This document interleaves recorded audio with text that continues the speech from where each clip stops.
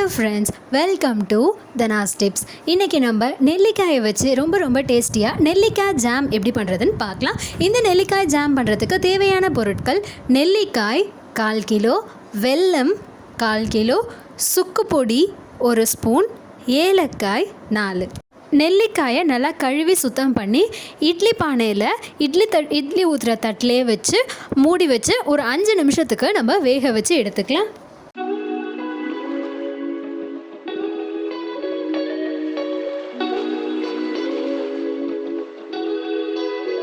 5 நிமிஷத்துலேயே பார்த்தீங்கன்னா நமக்கு நெல்லிக்காய் நல்லா வெந்துருச்சு. நெல்லிக்காயில் நமக்கு வெடித்து வந்திருக்கிறது தெரியுது. நம்ம வேக வச்சதுனால அந்த மாதிரி இருக்குது. அது கூடயே சேர்ந்து நெல்லிக்காயில் கொஞ்சம் தண்ணியும் விட்டுருக்கு.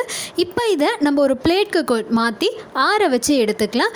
அந்த நெல்லிக்காய் கூடவே இருக்கிற தண்ணியை தனியாக ஒரு கிண்ணத்தில் எடுத்து வச்சுக்கலாம். நெல்லிக்காய் நல்லா ஆறி முடித்த பிறகு இந்த மாதிரி நெல்லிக்காயை நம்ம உதிர்த்து விட்டு எடுத்துக்கலாம். விதைகள் ஒரு பக்கம், நெல்லிக்காய் ஒரு பக்கம்னு நம்ம பிரித்து வச்சுக்கலாம்.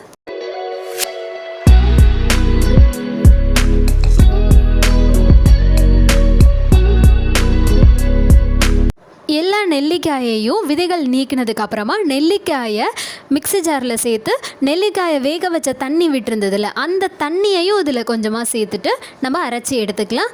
நெல்லிக்காய் அரைச்சி முடித்ததுக்கப்புறமா வெல்லத்தை பொடிச்சு வச்ச வெல்லத்தை மூழ்கிற அளவுக்கு தண்ணி விட்டு வெல்லத்தை பாகு காய்ச்சி எடுத்துக்கலாம். பாகு பதமாக ரொம்ப கெட்டியாக அந்த மாதிரிலாம் வரணும்னு அவசியம் கிடையாது. வெல்லம் கரைஞ்சாலே நமக்கு போதும். வெல்லம் பார்த்திங்கன்னா இப்போ நமக்கு நல்லா கரைஞ்சி கொஞ்சம் கெட்டியாக இருக்குது. இப்போ இந்த ஸ்டேஜில் நம்ம அரைச்சி வச்ச நெல்லிக்காயை இதில் சேர்த்துட்டு மிக்ஸ் பண்ணி விட்டுக்கலாம். நல்லா மிக்ஸ் பண்ணி விட்டு முடித்ததுக்கப்புறமா ஒரு பிளேட் வச்சு மூடி வச்சு ஒரு 5 நிமிஷத்துக்கு நம்ம வேக வச்சு எடுத்துக்கலாம். இதை திறந்து வச்சு நம்ம வேக வைக்கக்கூடாது. இது மேலெல்லாம் தெறிக்க ஆரம்பிச்சிரும். அதனால தான் ஒரு பிளேட் வச்சு மூடி வச்சு நம்ம வேக விடணும். இப்போது 5 நிமிஷம் ஆயிடுச்சு. இப்போ நமக்கு ஓரளவுக்கு கெட்டியாக வந்திருக்கு. இந்த ஸ்டேஜில் நம்ம பொடிச்சு வச்ச ஏலக்காய் பொடியையும் சுக்கு பொடியையும் இது கூடவே கொஞ்சமாக உப்பும் சேர்த்துட்டு மிக்ஸ் பண்ணி விட்டுக்கலாம். எல்லாத்தையும் சேர்த்து மிக்ஸ் பண்ணி திருப்பியும் ஒரு பிளேட் வச்சு மூடி வச்சு 5லேருந்து 10 நிமிஷம் வரைக்கும் நம்ம வேக வச்சு எடுத்துக்கலாம். 10 நிமிஷமும் அப்படியே நம்ம மொத்தமாக மூடி வச்சு வேக வச்சிடக்கூடாது. நமக்கு அடி பிடிச்சிரும். அப்பப்போ நம்ம அந்த மூடியை திறந்து கைவிடாமல் கொஞ்சம் கிளறிக்கணும். கொஞ்சம் நேரம் கிளறிட்டு கொஞ்சம் நேரம் மூடி வச்சு அந்த மாதிரி நம்ம வேக வச்சு எடுத்துக்கலாம். இப்போ பார்த்திங்கன்னா முன்னாடி இருந்ததை விட நல்லா கலர் சேஞ்ச் ஆகி கொஞ்சம் கெட்டியாக இருக்குது. இது இன்னும் கொஞ்சம் கெட்டியாக வரணும்னு நம்ம நினச்சோன்னா இதே மாதிரி நம்ம கிளறிக்கிட்டே இருந்தோன்னா நமக்கு ஒரு ஸ்டேஜில் நல்லா கெட்டியாக கிடச்சிரும்.